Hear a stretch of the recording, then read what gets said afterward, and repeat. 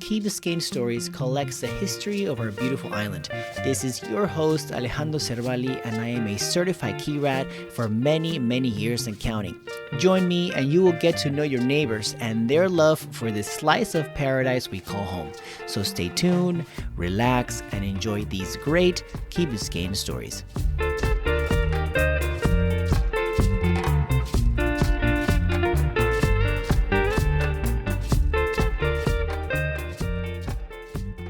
All right, welcome to another episode of Keybiscayne Stories. Today we have Manny, or Manuel Rionda. Right? Did I say it right? Manuel Eugenio Rionda Jr., actually, Alejandro. Nice to see you. My apologies. Thank you. So Manny here is the creator of Fill-A-Bag, which if you walk around the beach and you see those white stumps with buckets around it for people to voluntarily pick up trash, Manny is the man behind that project. Correct? Did I miss anything? One of many people behind it. But yeah, absolutely. Awesome. But before we dive into Fill-A-Bag, let's get to know you a little bit. I know that you've been in the Key for probably more of my entire growing up in the Key, more than 23 years for sure. Well, right. Sure. I mentioned I wanted to talk about you, but you said this is about me. So let's talk about when I met you. How about that? Yes. So you met me. I think you and I go back to, I'll share how I remember it. We both lived in the Commodore Club West. That's kind correct. of where I grew up. And it's where you grew up as well. What year did you move there? CCW. Oh, man, I must have been, I don't remember. I was young. Younger than you are now. Significantly. You're still a young man. Yes, I am. I'm still a young man. But I moved there. I don't remember. It's a good question. All right. Well, I have to ask your father because I'm very fond of your father and your mom. Send them my best, please. I will do that. Yeah. Were you born in the Key, or where were you originally from? I wasn't, actually. I was born in a hospital in Derby, Connecticut. Connecticut. My parents were Cuban refugees. They left Cuba in 1959. My dad was going to college in upstate New York, Rensselaer. He was leaving Cuba in 1959. My mom was sent out with her sisters to Sacred Heart in Quebec. They were 12, 13, and 14 years old. And so, the family had to start over here in the United States. And so my parents met and were married up in Connecticut. And that's where I was born. I started coming to the Key probably from, the time I was 6 months old. We had family that lived here, and we had other family that had ended up in Venezuela, after New York. Mm. And so we used to come to the Key. My earliest memories are growing up, going to the Silver Sands, fishing out there in front, and sailing and water skiing, and building forts in the dunes. And being with family and community. So it was goes way back. Didn't move to the Key until I was about 10 years old. Actually, 11 years old, I moved to the Key. My parents got divorced, and we did what all good Cubans were doing in those days, moving to Miami. So we were lucky. We came to Key Biscayne. That's the place that we had always known down here. And I was in elementary school here until I went away to boarding school in the early 80s and early mid 80s. I was up in Rhode Island, college in Boston, 10 years out in San Francisco, and then moved back to the Key when I was about 30. So it's a long story in just a short version. Hopefully you can edit that a little bit. It's perfect. I think it's solid. Do you remember the KFC in the Key? Of course. Yeah. Wow. Love that. Yeah. That's one of that was right where I think there's a little bank there right now. It's right in front on Crandon, right in front of what they call the Greasy Building. They used to call it the Greasy Building. That building offset behind there. Back. Yeah, like 4-story building. Some sort of Bob like Greasy executive owned office. it. Bob Greasy was a quarterback of the Miami Dolphins, obviously, Hall of Famer, and he owned that building. They call it the Greasy Building. So let's talk about Fill-A-Bag for a little bit. What inspired this project? Yeah, well, so Fill-A-Bag, as you so eloquently stated, is it's a beach cleaning initiative We set up these wooden posts at beaches that hold reusable bags and buckets, so you can go out and turn an ordinary walk into a meaningful cleanup anytime you go out to the beach. And the idea started with with us kind of going out to the beach and taking a bag and bringing a bag with us and filling a bag of trash, and then sharing that on our chats and socials. And we called it Fill a Bag, And so we started that probably, I don't know, back in like 2015 or something like that, 2014, several years ago. And then we were like, man, imagine if more people would do this. And so we thought, how can we maybe make it easier? And when I say we, I'm talking about my girlfriend and I, Nancy Levitt. She and I would, fill a bag. So we had these friends who suggested that we submit our idea to the Miami Foundation's Public Space Challenge. That's a contest that invites people to activate an open space, a public space, to improve a space for more, like to create a pocket park or a community garden, a reef or whatever it might be.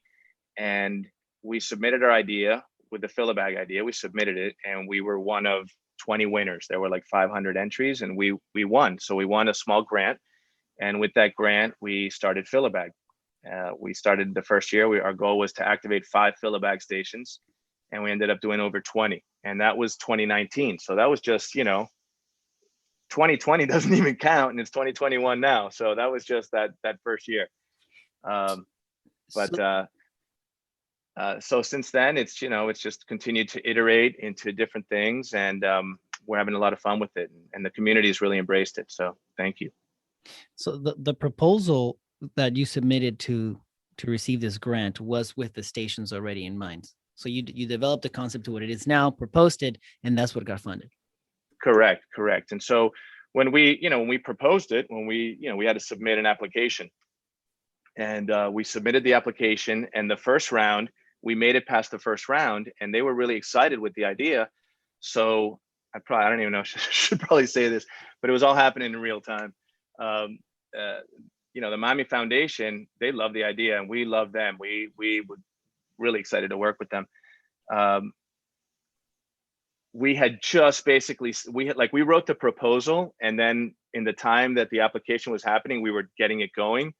And so they called us one day and they said, we love it. You guys are going to make it to the next round. We'd love to send over a newscaster and do the story on it so we can promote the Public Space Challenge, which is coming up, later that fall. And so we're like, all right, great. You want to come over and see a Fill a Bag station? They're like, yes. And we're like, cool. Well, when do you have in mind? And so I'm thinking to myself, okay, I have it ready. I just have to put it in the ground. It wasn't quite deployed yet because I was still working with the village and figuring that out. Or I hadn't even asked yet. And so I'd mentioned it, we mentioned it in passing, and so everyone it's going to be a good idea. So they're like, yeah, well, we'd love to come and film it. I go, great, when? And he goes, how about 4:00? And I was like, today? So I raced over and I grabbed the post and I put it in the golf cart and drove down to the beach with the post digger and just put it right in the ground right there out in the sand on the beach. And they sent over, a guy from the foundation and also a newscast or just a cameraman with a microphone. And we did the interview out there, and it was super cool. And basically we were like, we're doing this, you guys want to be part of it. We'd love to have your support. And the Miami Foundation's been spectacular to work with. And of course, the Key Biscayne Community Foundation as well, which is the organization that we operate under. So, we're just small potatoes. Yeah. So, but you're getting a lot of buy-in and support as well, right? We have like over 40 Fill a Bag stations spread throughout the country. Just this last week, a kid from Newport, Rhode Island, actually he's from Canada. His name is Atlas. I won't even give his last name, but because he's moving to the Key, his family's moving to the Key. Great story. I get an email or I guess it was an email from somebody in Rhode Island. They're like, yeah, I love this idea. I'd love to put a Fill a Bag station at my favorite beach in Newport, Rhode Island. I was like, great. That's how it happens, right? That's how people reach out and how we make it happen. And so I said, great, let's, the first step is we set up a Zoom call and I'll take you through a DIY process, do it yourself. And so, and how we can support you in doing it. And he said, okay, he wrote back and he goes, okay, I can do the Zoom. I'm only 11 years old. Is that okay? And I was like, that's great, man. I mean, have you asked your parents? If you've asked your parents and they can join you on the Zoom, absolutely, let's do it. So his parents obviously were incredibly supportive. Amazing family. They vacationed in Key Biscayne and they fell in love with it and they saw Philibag. And so they were on the beach one day and they saw, they did it. And so that's how they came to know it. And they love Key Biscayne so much that they're actually moving here in August. So looking forward to that. New people on the Key. Thanks to Philibag. It won't be the first one. Cool, man. I think it's pretty cool. I mean, I've seen my friends do it. I have to admit, I have to grab a bag one of these days and do it myself to do the experience. But shouldn't it be called Fill a Bucket? Yeah, actually, that's a great idea. You should try that. You should go with that. Start a Fill a Bucket. No, the Fill a Bag has buckets hanging around it. Yeah, I know. So I'll tell you how that iterated. If you'd like to hear, if your listeners would you think your listeners would like to hear it. Give it to me. All right, because it's a great question. Yeah, so when we first started going out, we would bring a bag with us, not a bucket. And it wasn't just a bag, it was like a Winn-Dixie bag, like a plastic bag, right? And this is like in, 2013, 2014, 2015.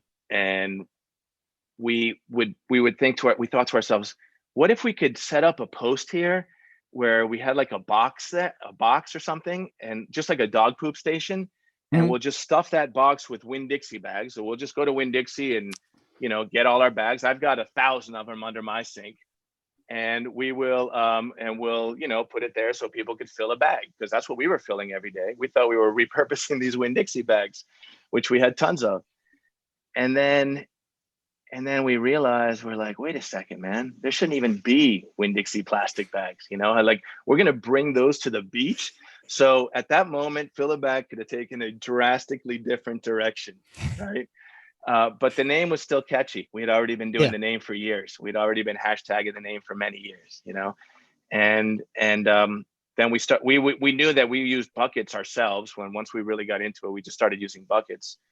So we tried burlap bags. They're nasty. You know what burlap is, right? Like those potato sacks. They get moldy. They're no fun. Oh, the ones that are for like waterproof? No, they're brown burlap bags. Like you use them in gardening. And then we tried these other bags, which are the orange bags, the orange mesh bags, the ones that you buy your oranges in, thinking that would be cool because it'd be, be able to stand the weather. And first of all, tiny little plastics fall through it, and those would rip. So we started using buckets. We used buckets ourselves, and we're like, let's just put buckets on there. And, I think it worked out. But we didn't change the name. So I hope you like Philibag. I like Philibag. It's very catchy. I got a sticker for you, but you got to get out there and fill a bag with me. I will do that. Or yourself. Send me the selfie. I'll post it up. That's how it all began. So going back to what you mentioned about your initiatives, we have educational programs, corporate programs. Can you expand a little bit on those programs? Sure. Yeah. So when we started Philibag, we did it under the MVP model, minimal viable product. We're going to put something out there, these wooden posts with buckets and no instructions really, and just see how people interface with it. Yeah. And allow it to evolve in an organic way. And we knew that we would be doing that not just here, but in communities, hopefully around the region, around the state, around the country, and maybe even around the world. And we knew that we weren't going to be in all those places, obviously, right? We're here on the Key. So we were just waiting to see how it would evolve, how Philibag would evolve according to the resources and the creativity of the community behind it. And so we know we're the community behind it here, right? Mm-hmm. So how did we want to see it iterate? One thing that we found right away is that kids love it. Kids absolutely love it. And it's a great connector between generations. You see children and their parents doing it, and grandparents doing it together. And so we really love that aspect of it. So we thought, how can we get more people of different generations involved? And one thing that we've done this year is started a program called Fab Campers, Fab for Philibag, Fab Campers. And basically what we do is we provide cleanups for local area pods, and they're put on by the Philibag team, which is made up of high school rising juniors, rising seniors, rising college freshmen. So these kids would come to cleanups and they'd want to get involved. And at the same time, they're getting ready, for the college application process and to, kind of start building their own stories. And the environmental, awareness is a big thing. Obviously, right now, you can't open a news feed or a social thread without seeing it. So the kids were really into it. So we have this Fab Camper program, which is providing these pod cleanups. And the pod cleanups came prior at the end of COVID, when we, in partnership with the Keybiscayne Community Foundation, we put out a program, and it was called Cleanup KB. And it was, have you had it with Zoom meetings and online school? This is like, September 2020. Call up Philibag and schedule an eco adventure with your pod, your homeschool pod, your friends and family pod, your corporate pod, whoever you've been isolating with, over COVID. And so, the groups were of 10 people, and then eventually, 15, and then eventually 20, and then eventually opened up. But it was incredible. And we had, that's just an example of how one thing led from another thing, which came from something else.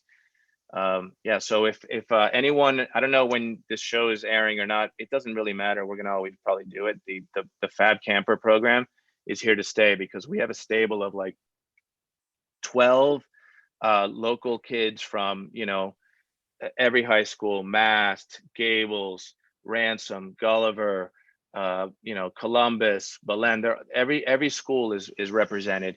And so that's going to keep on going. So if you're interested in that, you can just follow us on Instagram and go to our, homepage, and you can sign up for a Fab Camper program. Thank you. I will definitely share your information in the show notes so people can have access to it right away. Thank you, sir. I want to talk about Keybiscayne. I want to. Okay. I know we're talking about your upbringings from back in the day, even though you're still a young man. Thank you. Thank you. So what is your favorite part about Keybiscayne? Oh man. Well, that's a big question. For there's a lot of things I really love. Yeah, probably. Yeah, there's a lot of things I love about the Key, and there are probably things that, I have in common with other people, that they love about the Key. We are obviously, aesthetically spectacular. I mean, look at this for your viewers. I don't know if you thought that this was a back screen or something, but this is what I love about the Key. Check it out. At first. Check it out. Yeah. This is a real background. That's a real background. So it is very nice. The aesthetics of the nature and the beauty of this place is spectacular. I love that we are a community in so many different ways, the good, the bad, and the ugly for sure, but it's a community. We are, obviously right over the bridge to Miami, which is incredible to have that kind of proximity to such a metropolitan center and international center. So digging into each of those things, I'd probably have to start with community. This is a place where you can really get your NIPA on. Get your NIPA on.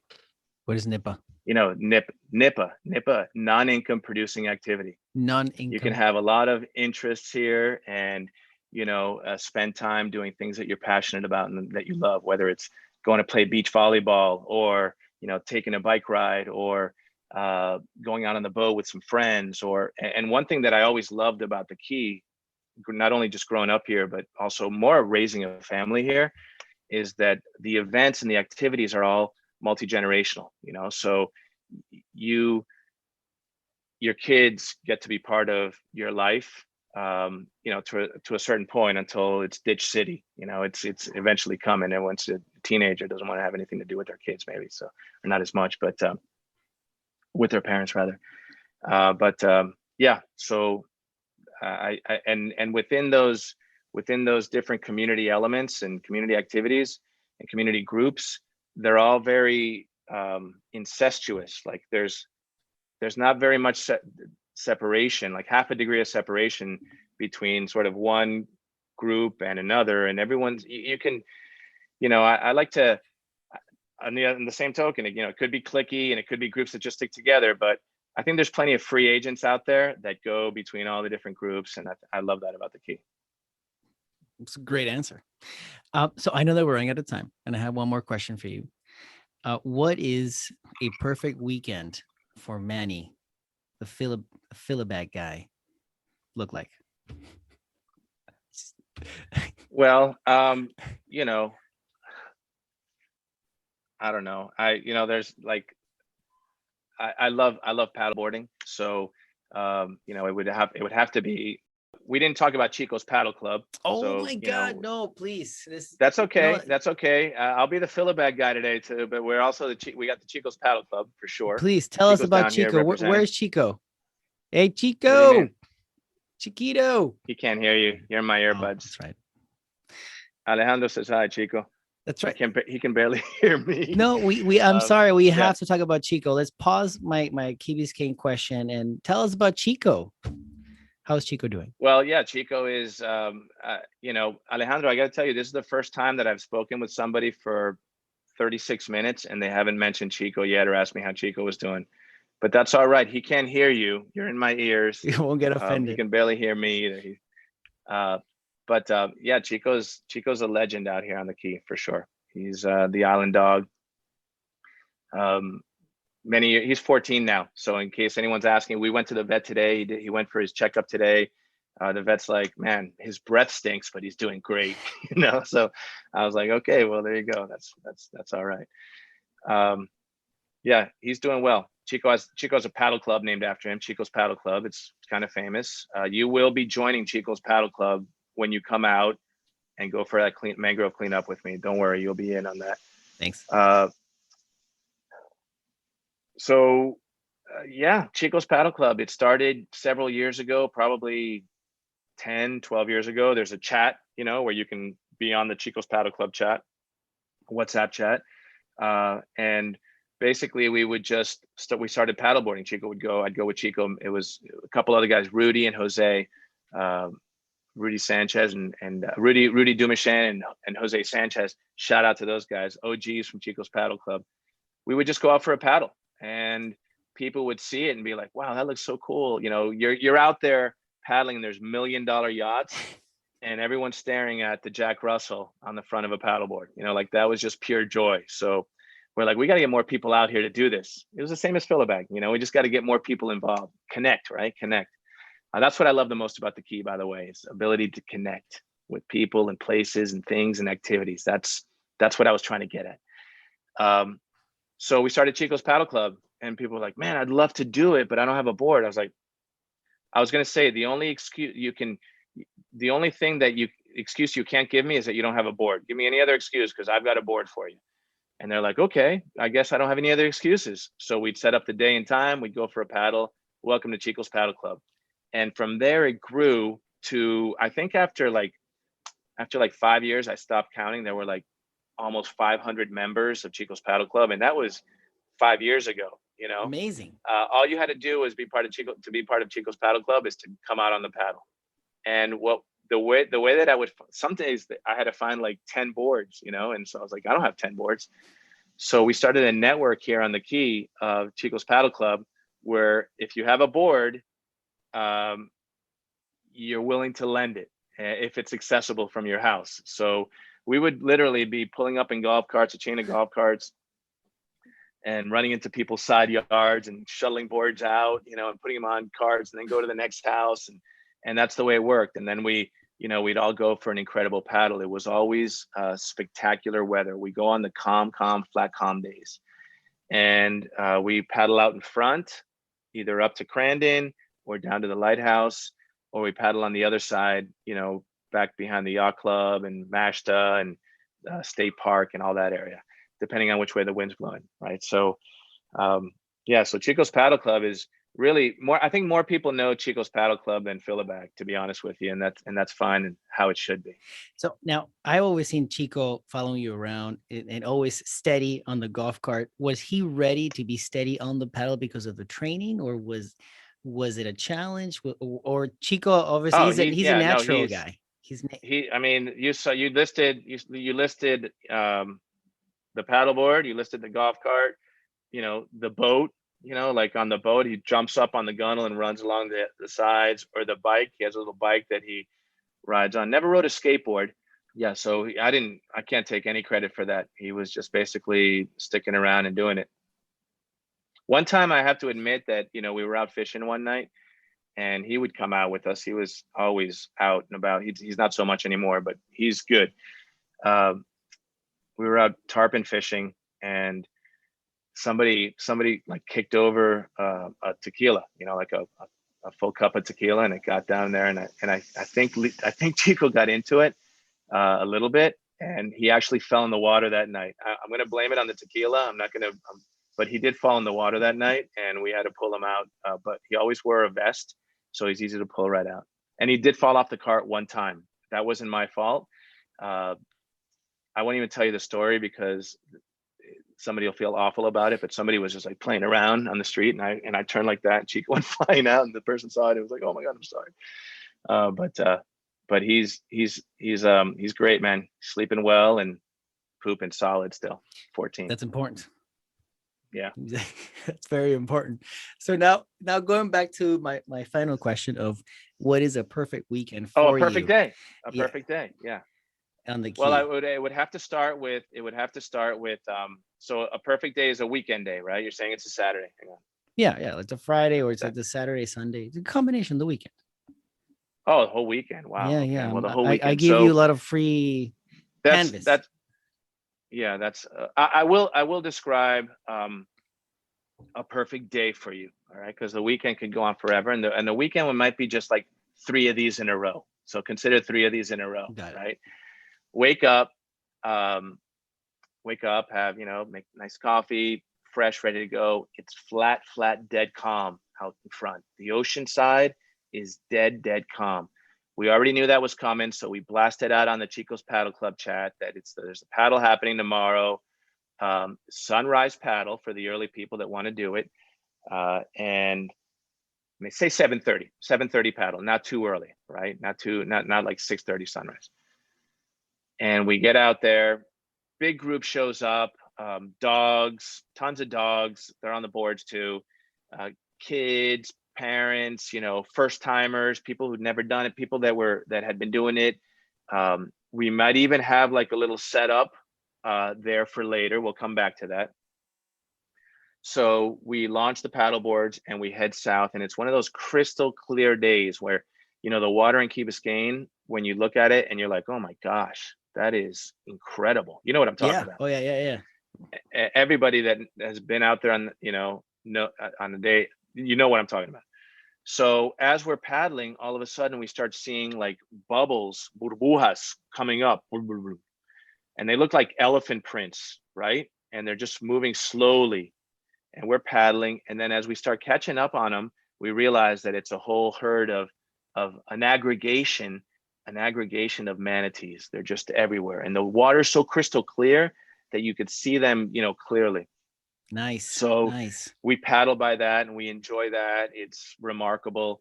Along the way, we also see, rays and turtle. We see some we don't see the porpoise yet, but we're going to see them on the way back. We paddle down. All of a sudden we look down and we see a huge ball of rope. So we're going to have to get that. We pull up, team effort. We go down, we pull up this giant ball of rope, throw it on front of someone's board. We're getting that thing out of there because, I mean, the manatees are swimming right there. And so we go down to the lighthouse. Behind the lighthouse, there's a little area where you can tuck into, behind the breakwater, rather. And there's a beautiful little beach there. Probably shouldn't even say this because we don't want to blow it up. But it's just on this perfect day. It was just perfect. It's never like this. It's just on this day, it's perfect. And so we enjoy some time there. Some of us paddle out a little further towards Stiltsville. There's a sandbar there. And now you're in the middle of the bay and you're looking at the lighthouse up to the quay. It's beautiful. Paddle back. On the way back, we get escorted by a pod of dolphin. Amazing. They're right next to us. Everybody's seeing them. It's incredible. We get back to our spot where the golf carts are. And it was somebody's birthday, a reason for celebration for somebody. It was something that was somebody, a special moment for somebody. So we brought a nice, a plastic free Bloody Mary gear, all, the food, the olives, the bacon, maybe, the hot stuff, the mix, ice, coolers, all set, reusable cups. So we all hang out there at that point on the beach. No one's in a hurry. We hang out. It's beautiful. Have a couple bloodies and toast to that person. And then, we look at our watch and it's like, it's only 10:30, so it's like, we're still in the morning. So go home. Actually, on the way out of there, I would go by the farmer's market and go over to, pick your food. For me, I'd go over there to Lily's Guac and get some tacos, delicious, and say hi, more community people and all that. Maybe do a little produce shop, go home, shower up, probably take a nap because it's hot. Especially after all that morning activity. After all that, for sure. So take a nap and then, kind of come back up at like 5 o'clock or something, 5, 6 o'clock. Probably, go meet up with some friends. And come over to my girlfriend's house, hang out a little bit here with the dogs, and then the two of us will hop in the cart and maybe go listen to some live music on the island, maybe go for a walk on the beach.